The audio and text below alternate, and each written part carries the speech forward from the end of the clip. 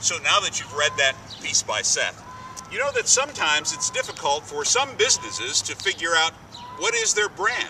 What's their brand essence? Well, every organization, every business has a brand. The library has a brand. They might not think about it, but every time a customer or a patron walks into the doors, they're experiencing the Urbandale Public Library's brand. All kinds of other businesses have brands. Immediately, you'll recognize them. Let's take a little video tour of some other places, and then write down what you think their brand is. It could be the first step in discovering your brand essence.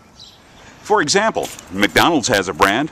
The menus might change and the offerings might change, but basically it's been known for years as a fast, friendly, clean place to buy relatively cheap food. It's part of the brand. Banks have a brand, although it's much different today than what the brand was prior to the financial collapse and meltdown. But think about it. What's your bank's brand? Aldi's has an interesting brand. It's known as a place where you can buy inexpensive food. It's relatively a clean place. It's international in scope, and it's almost like visiting the United Nations every time you go on a shopping trip. There's a brand. So to have a successful brand, does that mean that you need a multi-million-dollar marketing budget and be an international business? Absolutely not.